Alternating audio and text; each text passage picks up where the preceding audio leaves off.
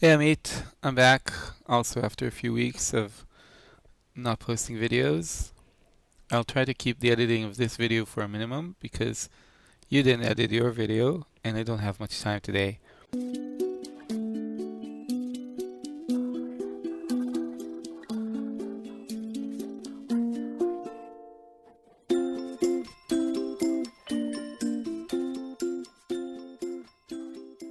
I've also been sick on and off for a few weeks now, and it seems like we just send Levery to daycare so he'll catch another germ or virus and then return home and infect us, his parents, to make us sick and make us lose work days.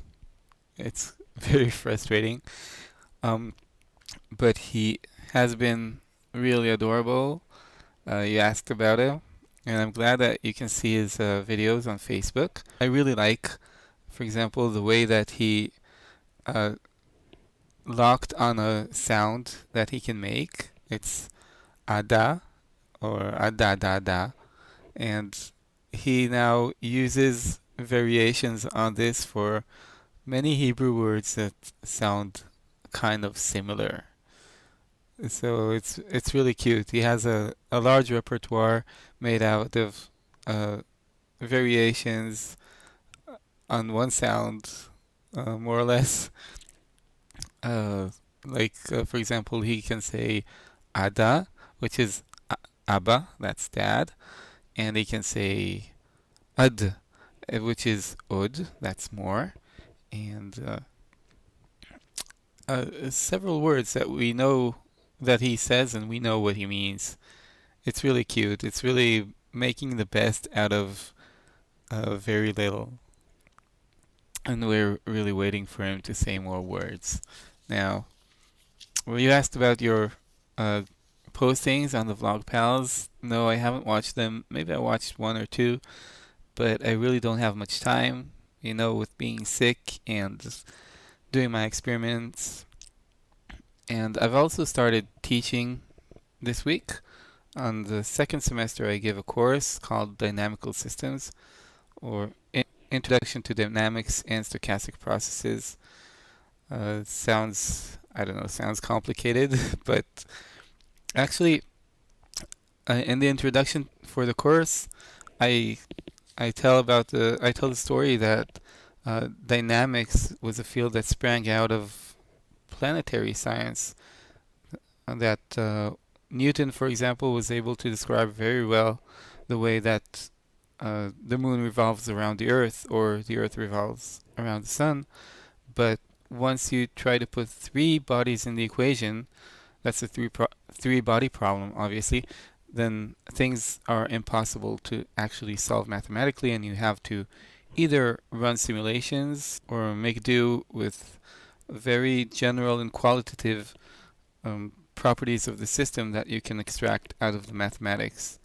And this is what we do in the course. We do both simulations and we extract the systems, and it relates nicely to your rocket science game, which looks really cool. I bet I'd like it. I would have liked it if I were a teenager now with a lot of time on my hands.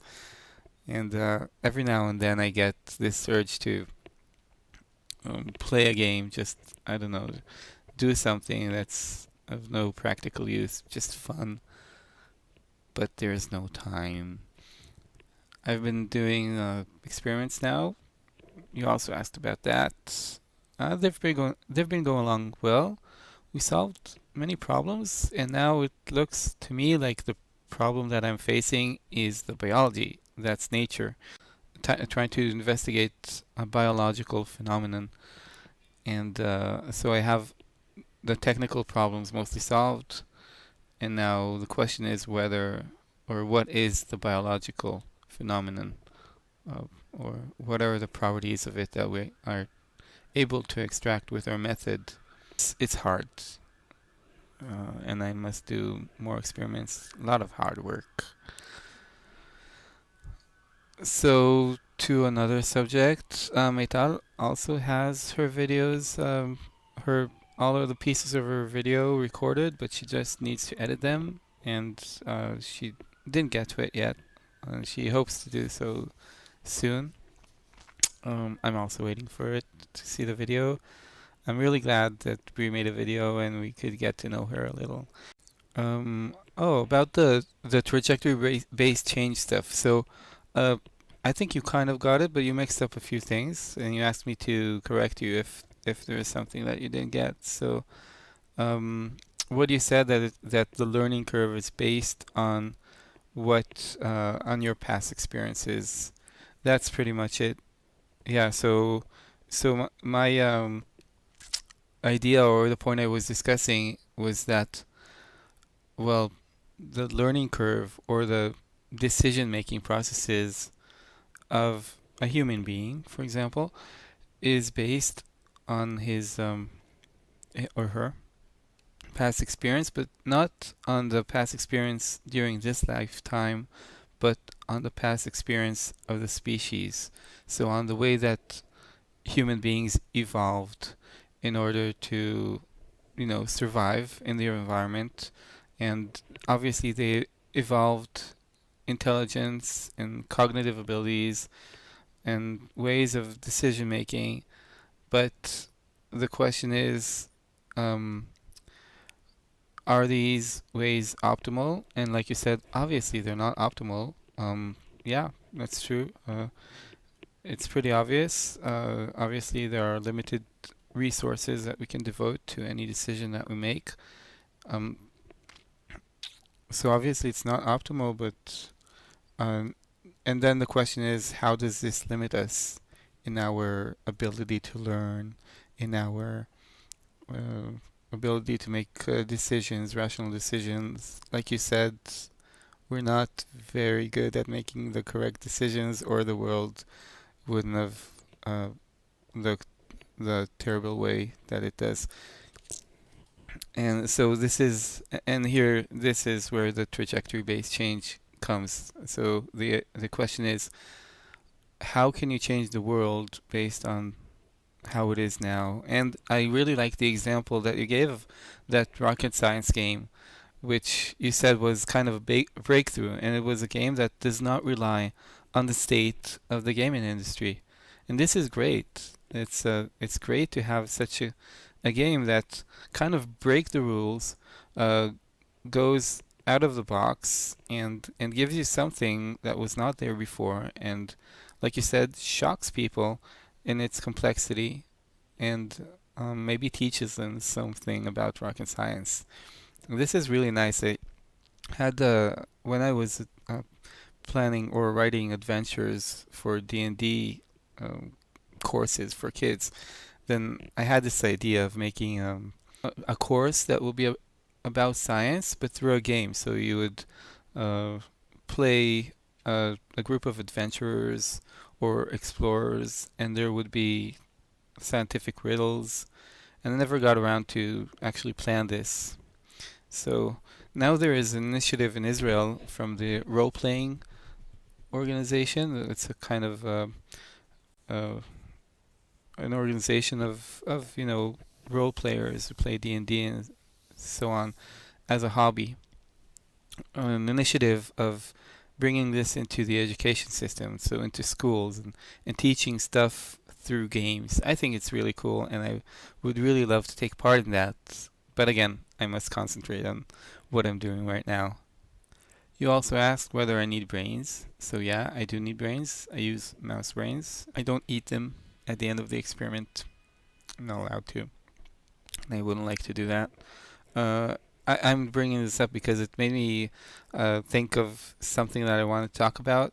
This is zombies. I never got the idea of zombies. It never related to this genre of undead or horror. I know there's a new movie in Israel, a zombie movie. It's kind of zombies coming out of Lebanon or something like that, with the army and the Hezbollah on both sides. I don't know, fighting the zombies. I do like this take that's pseudoscientific take where they try to explain zombies as people infected with some virus that makes them be um, well, kind of dead for several purposes, and also want to eat brains. Eating brains reminds me that there are chimpanzees that eat brains. Did you know that? There is a tribe of chimpanzees where they found out that there was a female that would every now and then um, go at night to another tribe, and she usually would take another female from her group as a kind of pupil or helper, and they would go to another tribe and kill their young chimpanzees and eat their brains. This is horrible. It sounds like a psychopathic behavior, but it adds evidence to something that interests me, and that is the way that people try to look to the animal kingdom in order to understand human nature.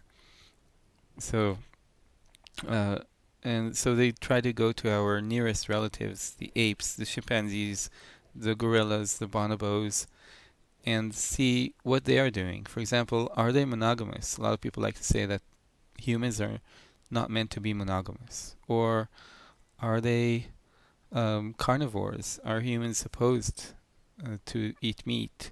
And then I think all this is a little futile, because when you go to the apes, you see that even within the species of chimpanzees, you have different groups that have different customs. So there are chimpanzees that are totally vegetarian, and then there are the chimpanzees that eat brains, and it's so we are left with this mystery that we'll never be able to solve. I think what is human nature, and I think maybe we shouldn't look back and try to find out how things were supposed to be and what humans developed for, and try to invent human nature ourselves, which is actually what we will do once we have transhumans and genetic engineering. I just told Maital today that we need to engineer humans that are um, immune to viruses. Of course, it seems impossible, you know, almost imaginary. And it's not clear how you do that, but maybe one day, and then young parents like us won't have so much trouble with trying to combine being a parent and also going to work. Yeah. Okay, so that's it for now. I really loved hearing from you, and even while you were playing that video game. And until next time.